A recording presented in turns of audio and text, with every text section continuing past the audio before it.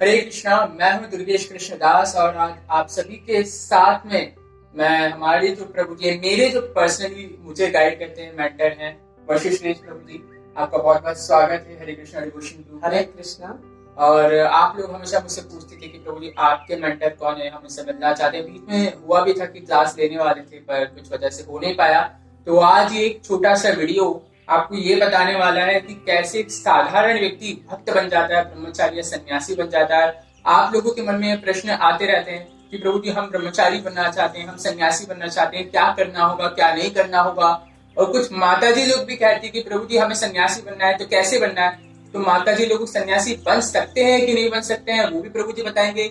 साथ ही साथ प्रभु जी अपना एक छोटा सा लाइफ का एक प्रैक्टिकल एग्जाम्पल बताने वाले हैं जिसमें वो बताएंगे कि कैसे अगर आपके मन में भक्ति पाने की इच्छा है या नहीं भी है और भगवान चाहते हैं कि आप भक्त बने, भगवान कैसे आपको अपनी तरफ खींच लेते हैं।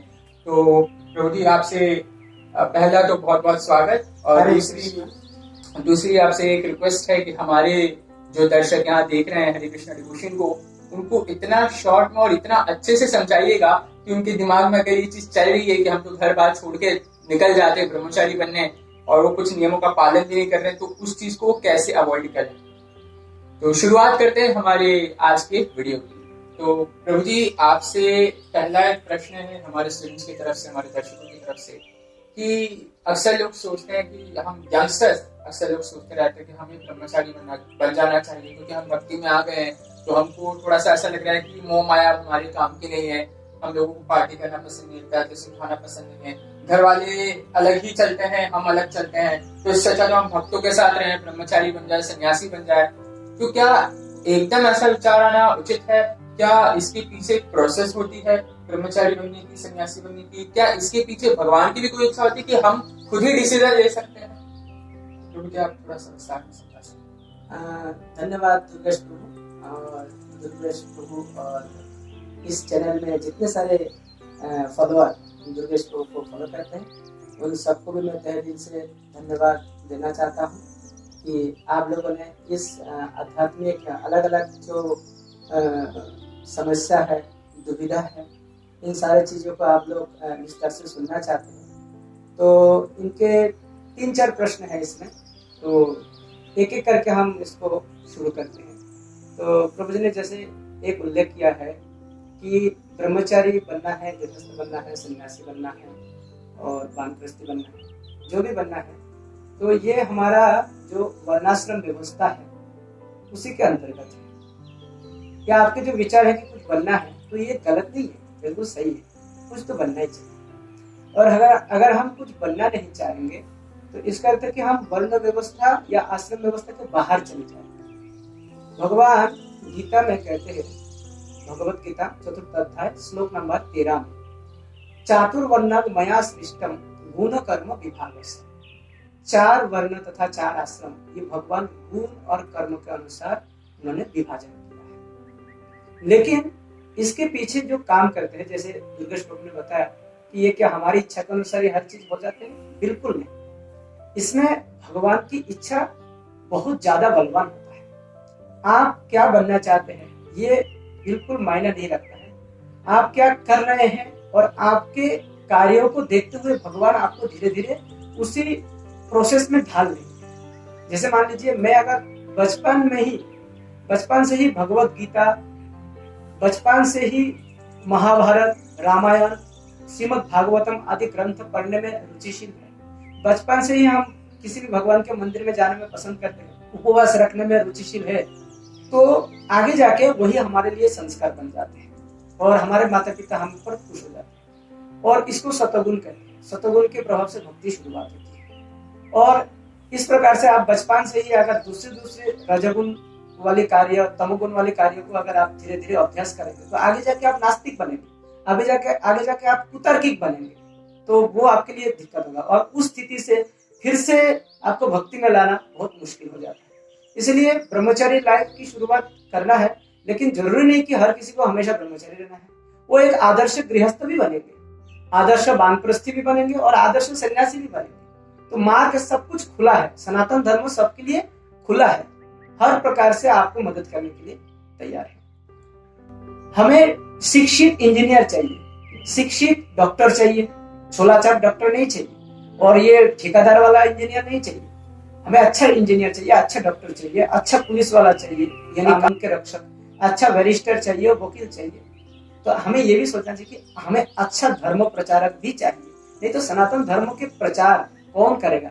जो गांजा फूकते हैं, जो गुटखा खाते हैं और जो 4 नियमों को तोड़ते हैं, ऐसा व्यक्ति धर्म का प्रचार कैसे कर सकता है? तो इसीलिए जो व्यक्ति आचरणशील है वही प्रचारक बनेगा, और आचरणशील बनने के लिए उसको समाज को मौका देना चाहिए, परिवार के लोगों को मदद करना चाहिए। अगर इसका मन भक्ति में जुड़ा हुआ है, सनातन धर्म के रक्षक बनने का इनके पास कुछ निशानी है, तो उसको भी हमें पालन पोषण करना चाहिए, ऐसा मेरा मानना है। जी प्रभु जी, तो इससे एक चीज तो एक और डाउट अक्सर लोगों के मन में आता है जो क्लियर हो गया होगा। मुझ पे अक्सर लोग इल्जाम लगा देते हैं, आप तो हमारे बच्चों को जो है ब्रह्मचारी बना दोगे, इस्कॉन वालों को तो काम ही है लड़कों को इकट्ठा करना, ब्रह्मचारी बना देना। तो यहाँ पे प्रभु जी के इस चीज से एक्सप्लेनेशन मिल गया है सीधा सीधा कि ऐसा नहीं है कि आप ब्रह्मचारी ही बनो। प्रभु जी ने बताया 4 प्रकार के वर्णाश्रम होते हैं अलग अलग, तो जरूरी नहीं है।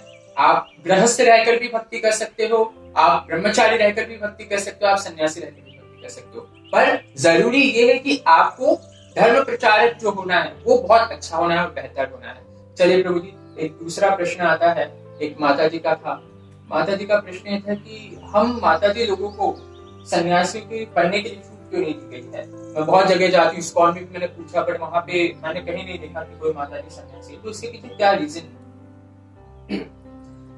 ये हमारे सनातन धर्म का नियम बिल्कुल सबके लिए बहुत सुंदर सुरक्षा की व्यवस्था करता है, खास करके माताजियों के लिए। तो मनुस्मृति में और दूसरे जैसे विष्णु पुराण, पद्म पुराण, भागवत पुराण आदि बहुत सारे शास्त्रों में इन सारे चीजों का बार बार निर्देश हुआ है कि माताओं को संपूर्ण रूप से स्वतंत्र होकर कुछ करने देना ये बहुत बड़ा झुकीपूर्ण है, ये संकटपूर्ण है।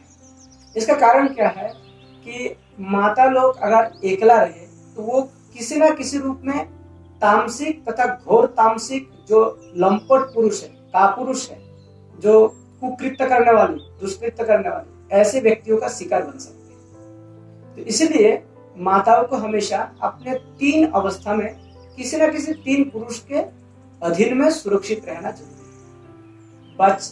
बचपन में यानी बाल्यावस्था में वो पिता के अधीन रहेगा, पिता से सभी प्रकार की सुविधा वो हासिल करेंगे, शिक्षा दीक्षा सब कुछ। और जब युवावस्था प्राप्त करते हैं यानी युवती बन जाते हैं तो वो पति के अधीन यानी विवाह होते हैं और इसके बाद पति के अधीन में उसको रहना है।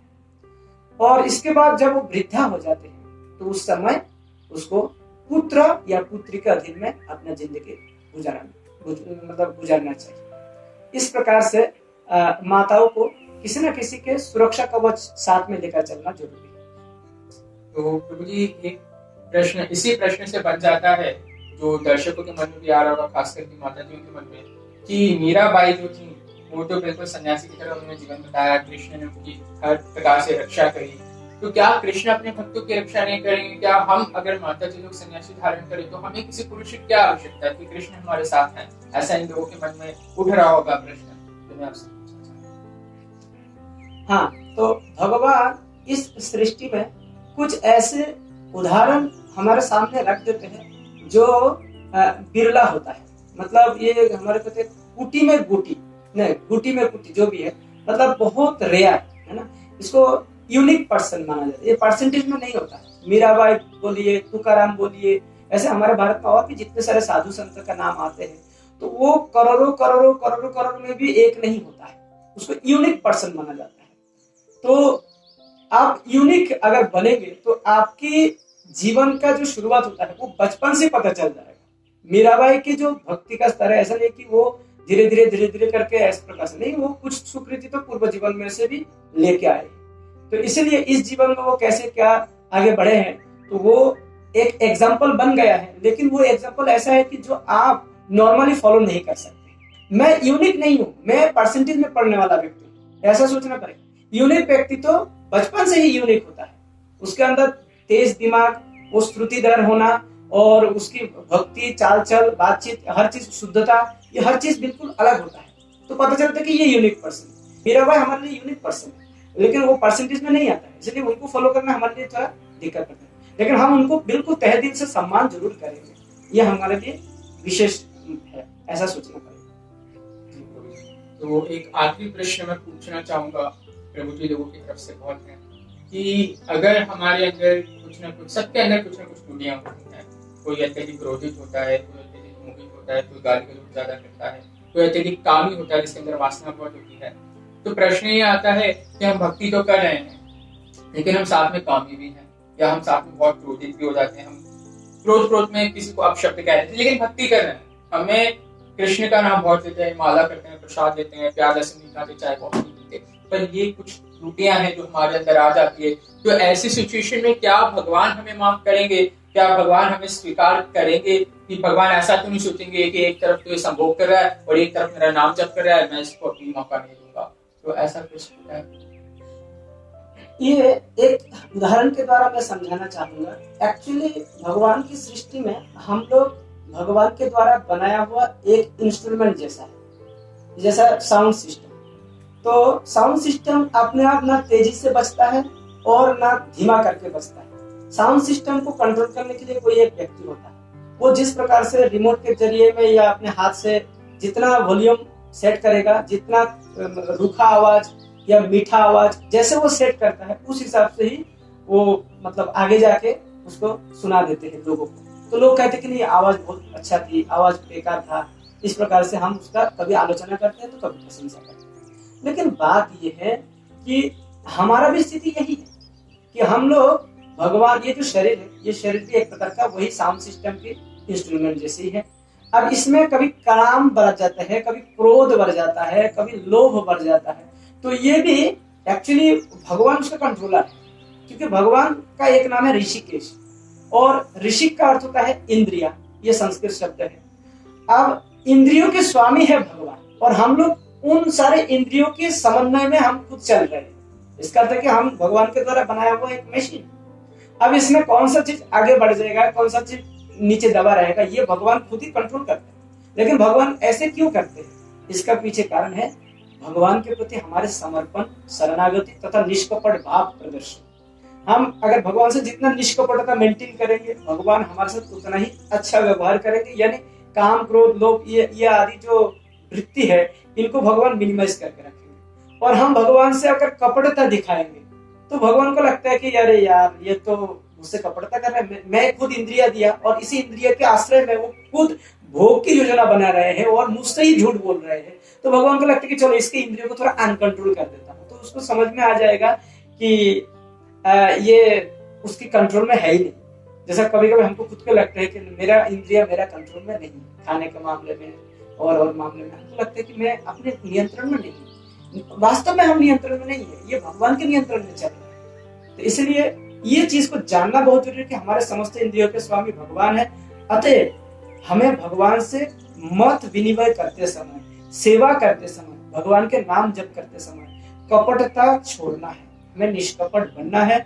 और कुछ भी गलत हो रहे हैं तो गलत भावना आने से पहले ही या गलत भावना आते आते, मानो वो हम अभी तक उसको प्रैक्टिकली किया नहीं, केवल मन में विचार आया, तब भी भगवान के पास जाकर बोल देना चाहिए, प्रभु मेरे मन में ऐसा क्यों विचार आ रहा है, तुरंत बोल देना चाहिए। भगवान से ऐसे डील करना चाहिए जैसे कोई पत्नी पति से डील करता है या पति पत्नी से डील करता है, इतना क्लोज होना चाहिए। तो उससे भगवान इन सारी चीजों को बहुत अच्छे से हैंडल करते हैं। लेकिन जब हम ऐसे करते हैं कि नहीं हे भगवान सब कुछ तेरा, बैंक बैलेंस मेरा, इसको तेरा मेरा विचार से जब चलते हैं ना, तो वो व्यक्ति बहुत परेशान होता है। उसको मिश्र भक्ति करते हैं, वो शुद्ध भक्ति नहीं है। और जब तक मिश्र भक्ति करेंगे तो भगवान की तरफ से दिया हुआ फल भी मिश्र होगा।